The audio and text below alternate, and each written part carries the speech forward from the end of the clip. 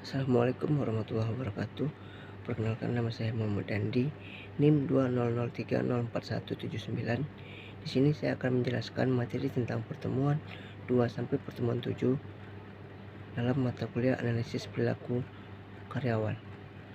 Yang pertama, di pertemuan 2 kita membahas tentang perilaku individu organisasi. Perilaku individu adalah bentuk interaksi antara karakteristik individu dan karakteristik organisasi.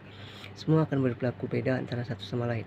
Individu membawa kedudukan organisasi kemanapun, kepercayaan pribadi, pengharapan, kebutuhan, dan pengalaman masa lalu.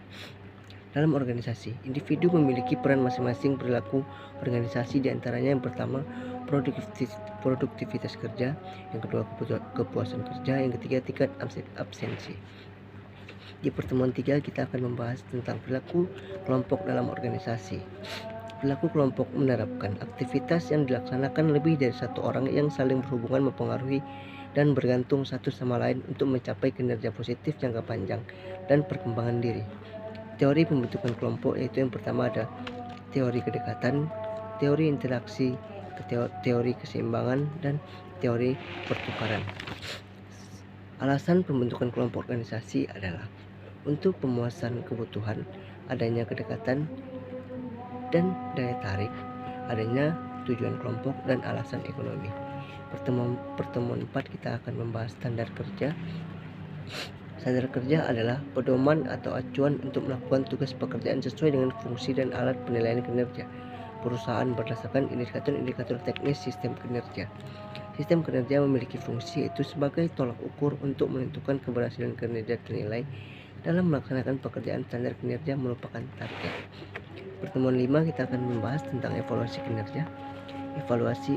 Evaluasi kinerja adalah proses mengukur nilai dan manfaat dari objek evaluasi berdasarkan standar, tolak ukur, kriteria tertentu dengan tujuan mengambil keputusan.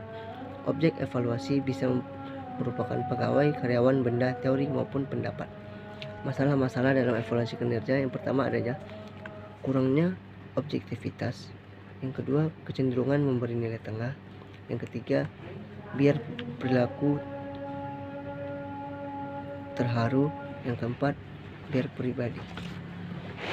Pertemuan 6 kita akan membahas tentang instrumen evaluasi kinerja. Instrumen evaluasi kinerja adalah merupakan alat untuk mencatat hasil penilaian berdasarkan data mengenai data karyawan yang ternilai dan diisi oleh penilai. Isi instrumen evaluasi kinerja yang pertama menentukan isi instrumen, yang kedua skala penilaian, yang ketiga indikator kinerja. Pertemuan 7 kita akan membahas tentang evaluasi kinerja. Evaluasi kinerja yang dilakukan oleh seorang untuk diberikan jabatan, kompensasi, atau penghargaan. Evaluasi merupakan cara yang paling adil dalam memberikan jabatan atau penghargaan pada karyawan. Fungsi evaluasi kinerja adalah memberikan kepada operator ternilai mengenai kinerja, merekrut karyawan, mengukur keberhasilan karyawan dalam bekerja, penentuan dan pengukur tujuan kerja. Baik, mungkin itu saja yang dapat saya sampaikan dalam materi ini. Lebih kurangnya mohon maaf. Assalamualaikum warahmatullahi wabarakatuh.